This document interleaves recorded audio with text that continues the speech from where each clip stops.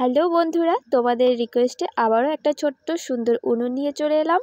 তো তোমরা অনেকেই কমেন্ট করেছিলে যে আরেকটা সুন্দর ছোট্ট উনুন বানিয়ে দেখানোর জন্য, আর উনুনটা জ্বলবে কিনা সেটাও দেখানোর জন্য। তো আমি তোমাদেরকে আজকে উনুনটা জ্বালিয়েও দেখাবো, আর উনুনটা কিভাবে তৈরি করবে সেটাও দেখাবো। তো তোমরা প্রথমে বানানোটা দেখে নাও। নমস্কার বন্ধুরা, মায়ের ছোট্ট রান্নাঘরে সকলকে স্বাগত জানাই। আজকে আমি তৈরি করব ছোট্ট উনুন। আর আমি একটা ছোট্ট মাটির ভাঁড় নিয়ে নিয়েছি। তো এই মাটির ভাঁড়টার মধ্যে আমি ছোট্ট করে একটা সুন্দর করে উনুন তৈরি করব। তো প্রথমে আমি মাটিটাকে মেখে নিয়েছি, আর এই ছোট্ট মাটির ভাঁড়টাকে প্রথমে একটু জল দিয়ে ভিজিয়ে নিয়েছি। আর মাটিগুলোকে আগে থেকে মেখে নিলে একটু বানাতে সুবিধা হয়, সেই জন্য আগে আমি মাটিটাকে মেখে নিয়েছি। এবার সেই মাটির ছোট্ট ভাঁড়টার চারিদিকে মাটিটাকে বেশ ভালো করে লাগিয়ে নিচ্ছি। তো এইভাবে উনুন তৈরি করলে কিন্তু খুবই সহজে, খুব তাড়াতাড়ি আর খুব কম সময়ের মধ্যেই কিন্তু তোমরা উনুনটাকে তৈরি করে নিতে পারবে।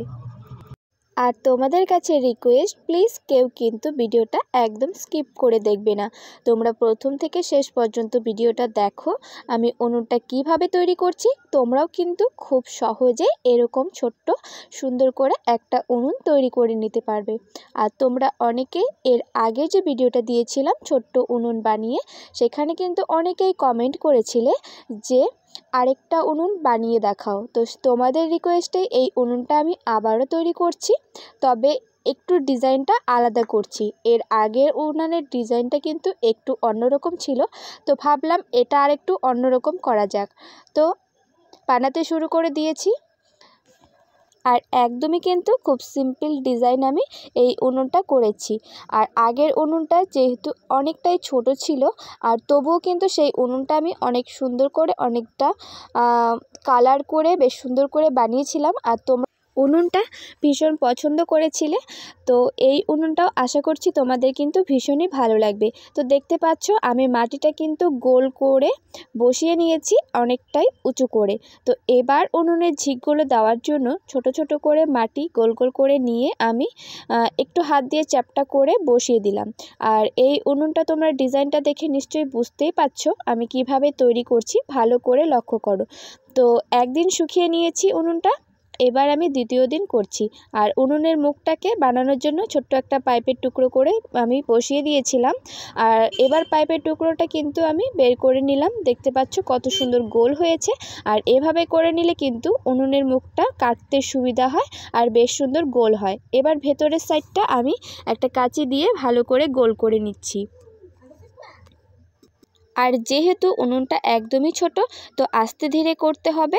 তো আমি কিন্তু চার সাইডটা একদম সমান করে কেটে নিয়েছি। আর এই উনুনটা একদম সমানভাবে কিন্তু করব, একটু গোল টাইপের কিন্তু করব না। আর উনুনটার উপরের দিকটা কাটতে নিয়ে কিন্তু একটা ঝিক আমার ভেঙে গেছিলো, মানে কাঁচি দিয়ে কাটতে নিয়ে একটা ঝিক কিন্তু খুলে পড়ে গেছিলো। তো সেটা কোনো ব্যাপার না, আমি আবারও দিয়ে নিলাম। তো এবার সাইডগুলোতে যেদিকে মাটি উঁচু নিচু ছিল, যেগুলো আমি কেটে নিয়েছি, আবারও বেশ সুন্দর করে মাটি দিয়ে কিন্তু একটা প্রলেপ দিয়ে নিচ্ছি। আর খুবই সাবধানে আস্তে ধীরে কিন্তু উনুনের এই ছোট উনুনগুলো বানাতে হয়, অনেকটা সময় নিয়ে কিন্তু করতে হয়। আর যেহেতু এখন শীতকাল, তো উনুনটা শুকাতে একটু বেশি টাইম লাগছে, সেই জন্য উনুনটা বানাতে আমার 3 দিন টাইম লেগেছে। আর রৌদ্র থাকলে কিন্তু এরকম উনুন তোমরা একদিনেই বানিয়ে নিতে পারবে। আর উনুনের উপরের সাইডটা কিন্তু একদম গোল রাউন্ড থাকবে, আর উপর দিকটা কিন্তু একদমই সমান থাকবে। আর 3টে ঝিক দিয়েছি। আর উপরে মাটিটাকে ভালো করে লেপে দিয়ে আজকের দিনটা আবারও আমি উনুনটাকে এভাবে শুকিয়ে নেব। আর ভেতরের দিকটাও মাটি দিয়ে কিন্তু ভালো করে গোল করে নেব। আর তোমরা অনেকেই আগের ভিডিওটাতে কমেন্ট করেছিলে যে এরকম ছোট উনুনগুলো কি রান্না করা যাবে ছোট উনুনগুলোর মধ্যে, আর উনুনটা কি জ্বলবে? তো আজকে আমি তোমাদের কিন্তু উনুনটা জ্বালিয়েও দেখাবো, আর রান্না করা যাবে কি না সেটাও আমি তোমাদের দেখাবো। তোমরা কেউ স্কিপ করবে না, তোমরা ভিডিওটা শেষ পর্যন্ত দেখো। আর দেখতে পাচ্ছ তোমাদের সাথে কথা বলতে বলতে কিন্তু আমি অনেকটাই উনুনটার কাজটা কমপ্লিট করে নিয়েছি। উনুনের ঝিকগুলোকেও ঠিকঠাক করে নিচ্ছি। তো একদম সরু সরু পাতলা পাতলা করেই কিন্তু এই উনুনের ঝিকগুলোকে দেব, তাহলে কিন্তু দেখতে অনেকটা সুন্দর লাগবে। তো দেখতে পাচ্ছ উনুনটা কিন্তু প্রায় আমার কমপ্লিট। তো আজকের দিনটা এভাবেই শুকিয়ে নেব, তারপর আবার পরের দিন আমি আবার উনুনটা ঠিকঠাক করে নেব। তো পরের দিন আবারও চলে এলাম।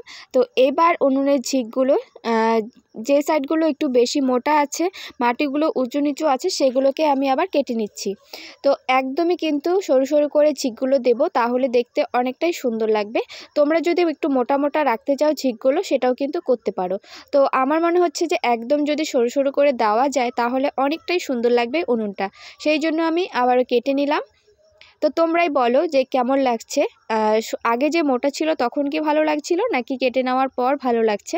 তো কেটে নেওয়ার পর আবারও আমি মাটি দিয়ে ভালো করে লেপে দিচ্ছি আর উঁচু নিচু জায়গাগুলো একদম ঠিকঠাক করে নিচ্ছি। আর উনুনের ডিজাইনটা তোমাদের কাছে কেমন লেগেছে অবশ্যই কিন্তু আমাকে কমেন্ট করে জানাবে। আর তোমরা যদি এরকম আরও ছোট ছোট সুন্দর সুন্দর উনুনের ভিডিও দেখতে চাও অবশ্যই কিন্তু কমেন্ট করে জানাবে। তো উনুনটা কিন্তু আমার পুরোপুরিভাবে বানানো কমপ্লিট হয়ে গেছে, এবার আমি মুছে নিচ্ছি উনুনটা।